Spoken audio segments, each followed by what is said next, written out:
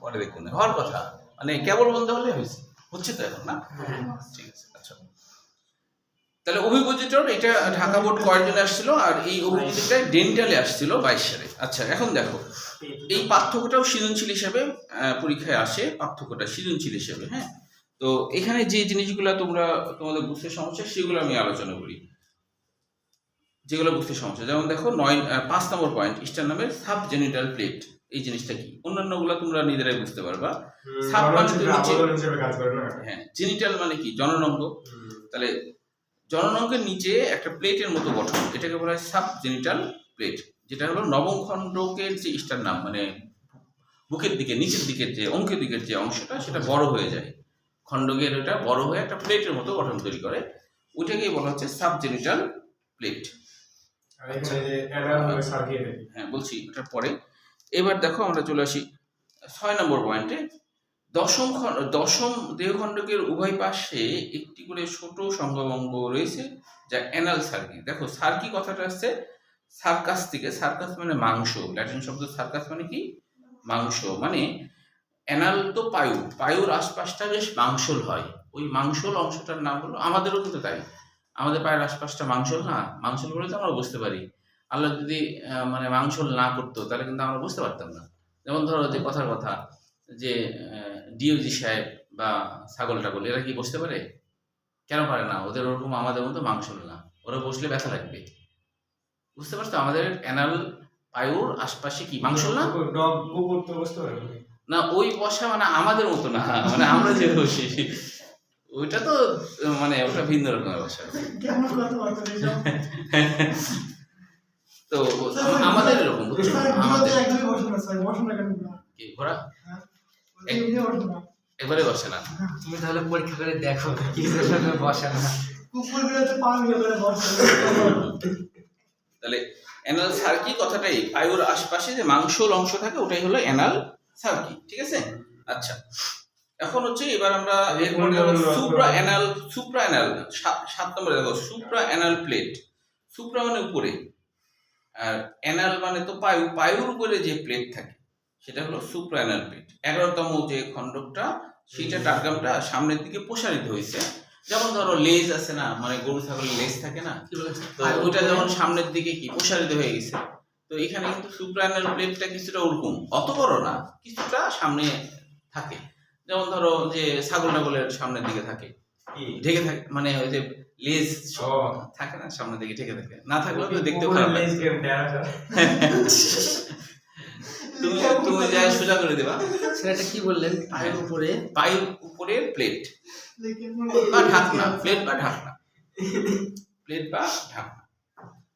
আমরা যখন ছোট ছিলাম তখন মানে আমরা যখন ছোট ছিলাম তখন হচ্ছে যে ওই আমার ইমিডিয়েট বড় ভাই, মনে করো যে আমার থেকে 3 বছরের বড়, তো ওই ছোটবেলায় যখন 1 2 তে পড়ি, তো ও একটু বড় হওয়ার কারণে ও খুব পটকা উঠাতো, আমি খালি ওর পিছ ঘুরতাম, ওর বন্ধুরা যেদিকে যেত আমিও যেতাম। তো আমার মনে আছে আমার বড় ভাই বন্ধুরা এমন বদমাইশি কাজ করতো। কি করতো জানো? যে এই পোষা কুকুরের লেজের সাথে ফুল ঝুরি আগুন ধরে, আর কুকুর ভয়ে মনে করো যে খালি ঘুরতেছে, মানে ওটা চেষ্টা করছে। এই একই কাজ করছিল মুরগির সাথে, মুরগি মরে গেছে হাত ফেল করে। পরে মনে করো বকা দেয়, মানে ওর আম্মা তো সেই বকা, মানে হাত ফেল করে মরে গেছে, আতঙ্ক মরে গেছে। তো এটা মানে ওর তো মানে মুরগির হয়তো হাট অত শক্তিশালী না, মরে গেছে। আচ্ছা, তাহলে এখানে কিন্তু এমসিকিউর জন্য তোমরা হচ্ছে এমসিকিউর জন্য 5 থেকে 7, 5, 6, 7 খুবই গুরুত্বপূর্ণ। কত নম্বর খণ্ডকে সাবজেনিটাল প্লেটের ব্যাপারটা, অ্যানাল সার্কিট ব্যাপারটা কত নম্বর, এগুলো কিন্তু এমসিকিউর জন্য। 8 তো সমস্যা না স্যার?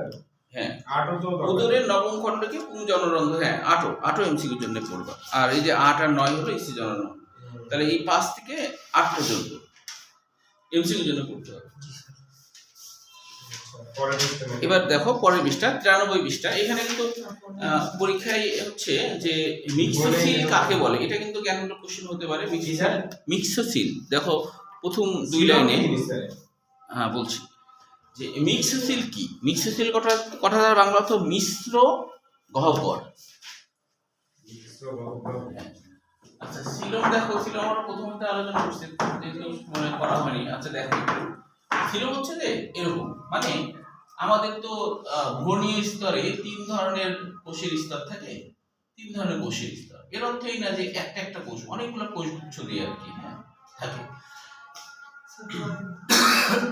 এইভাবে। তো এখন মনে করো এটা হচ্ছে, এই জায়গাটা হচ্ছে, এটা হচ্ছে সেই এটা হচ্ছে সেই মেসোডার্ম অংশ। এখন এই মেসোডার্ম অংশে যেটা হয়, মেসোডার্ম অংশে দেখা যায় এমনভাবে কোষ বিন্যস্ত হয় যে মেসোডার্মের মাঝে একটা ফাঁকা জায়গা তৈরি হয়। তো এই ফাঁকা জায়গাকে বলা হচ্ছে সিলোম বা দেহ গহ্বর। পরবর্তীতে এই সিলোমটা কিন্তু থেকেই যায়, যেমন আমাদের পরিপাকতন্ত্র আর দেহপ্রাচীর, এর মাঝে ফাঁকা জায়গা এখনো আছে না? তো এই ফাঁকা জায়গাটা আল্লাহ আসলে কেন করে? ফাঁকা জায়গাটা এই কারণে করে, যেমন ধরো আমাদের অগ্নাশয়, আমাদের লিভার, এগুলো তো রাখতে হবে পরবর্তীতে, এগুলো তো আল্লাহ তৈরি করবে, তাই না? ওই জন্য আল্লাহ আগেই ফাঁকা জায়গা রেখে দেয়।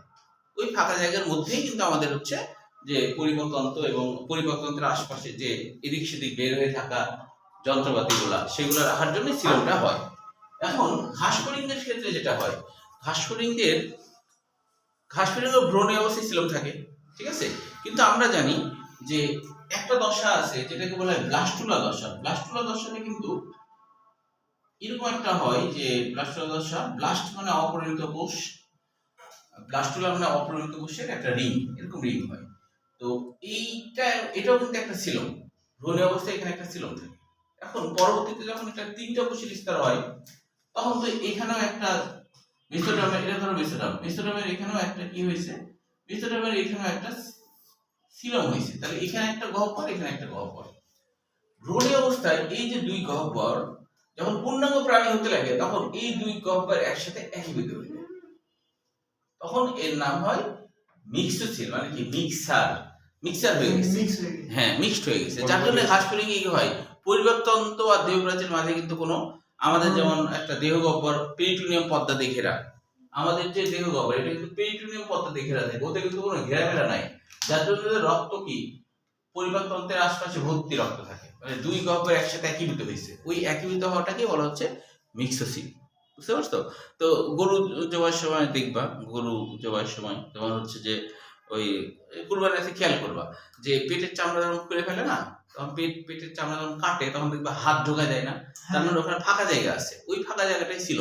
ওই ফাঁকা জায়গার উপরে দেখবা ভুঁড়ির উপরে একটা সাদা পর্দা, ওইটা পেরিটোনিয়াম পর্দা। তাহলে ওই ফাঁকা জায়গাটাই কিন্তু ছিল। তো তোমাদের কাছে তো মানে হিন্দু কেউ নাই, তাই না? আচ্ছা, ওই যে মানে একবার হচ্ছে যে একটা ব্যাচে এরকম বলছি গরু কাটে এরকম, একটা হিন্দু ছেলে, আমি খেয়াল করিনি, ও হঠাৎ করে বলছে ইস করে উঠছে। তো মানে ওর ওই যে গরুকে, না গরুকে তো ওরা, হ্যাঁ হ্যাঁ না ওই এটা বলেছি, হ্যাঁ আমি উদাহরণ দিয়ে জন্য বলেছি, আর বলার সাথে সাথে বলছি ইস করে উঠছে, মানে ওরই করা হলো। আমি তো অদ্ভুত যে কি রে, তখন আমি আবার তখন বললাম যে, আমি তখন বললাম না গরুটা বড় প্রাণী, তাই আমি এটা উদাহরণ দিলাম।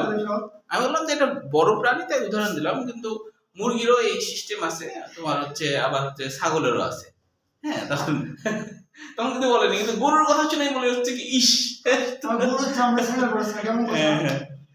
আবার হচ্ছে যে না, আমি তো এখন খুব সতর্ক, মানে ওই কারণ হিন্দুরা যেন আবার মনে কষ্ট না পায়, এটা না, এটা তো নিয়ম আর কি, তাই না?